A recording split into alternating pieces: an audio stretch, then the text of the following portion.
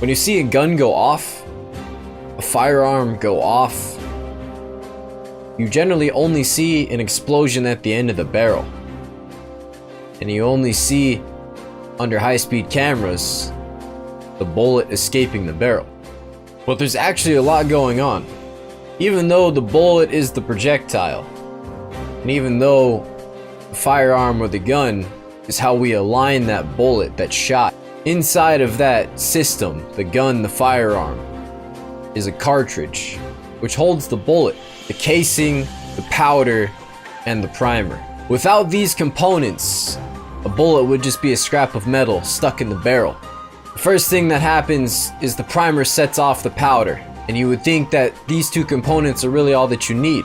But if you've ever seen a firework, it explodes outwards. And so we need the casing.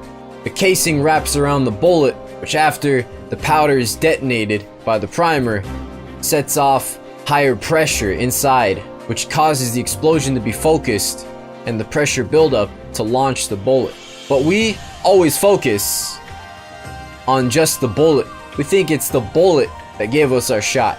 But reloaders, target shooters, precision shooters know that if they don't load their cartridge, the bullet, the powder, the primer, and the casing same way, they'll have variance in their shots. Training for other things is just like this. We focus on the punch.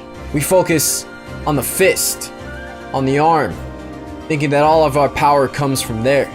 But we don't recognize that behind that punch is the fighter himself, or the fighter herself. An arm only weighs maybe a fifth at most of what a body weighs. And that's being generous. And assuming I just launched an arm with just the strength of my arm, I could probably only get half to 2/3 of my weight. So the good fighters know, in order to maximize the power, they use their body as the primer, the powder, and the casing. The body coils up, creating potential energy. The release of that creates the powder detonation. And through skill and technique, we're able to use that focused pressure that causes our kicks, our punches, our strikes to be where they need to be and to generate the power that we need to generate. Otherwise, it's just a fist, it's just a foot. But for some reason, we seem to think that our power, our problems, are just at the front end. Our problems are just our fists, our problems are just our feet, our problems are just the bullet itself. That's false. What is getting those to the target? What is the process that they have to go through in order for us to do what we're doing? Because we don't ask ourselves these questions, because we don't analyze our processes to see how we get to where we are now, we can't problem solve it. We can't diagnose our issues, and nothing changes. Now, I don't know what you want. I don't know what you're going for. But the fact of the matter is, either you've started and you've gotten somewhere and you're stuck, or you haven't gotten anywhere and you haven't started. Because otherwise you would be there.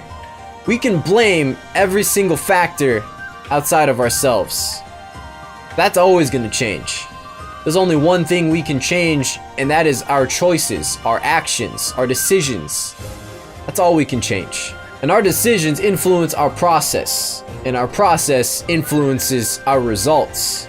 And if we don't take the time to change our process, we will never see the results that we want to see. What, are we going to keep blaming genetics?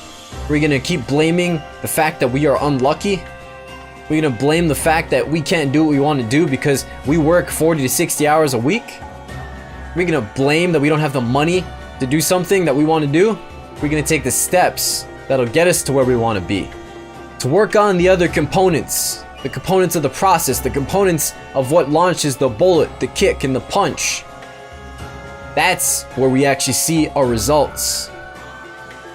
We can do a strike 1,000 different times wrong, and eventually something will click. But why waste our time with that when we can spend that time analyzing our process, analyzing what we're doing and how we're getting to where we're getting? Sometimes it takes another eye.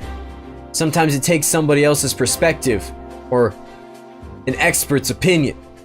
But if it isn't getting you to where you want to be, if you don't feel that you're getting closer every time you train, every time you work towards something, then it's not your genetics. It's not your situation.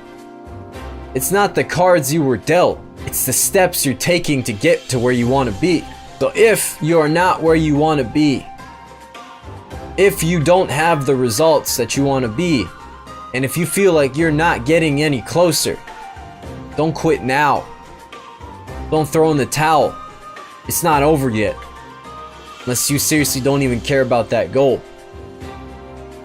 But if you do care about that goal, the first step is to ask yourself, why am I here?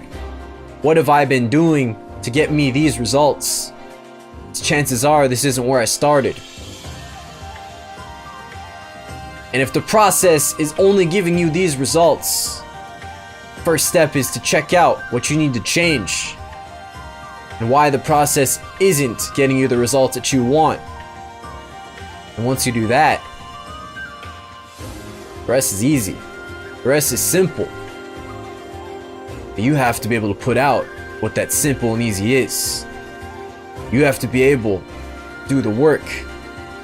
Not work hard, not easy work. It's the work needed to make that plan, that process, that blueprint into reality.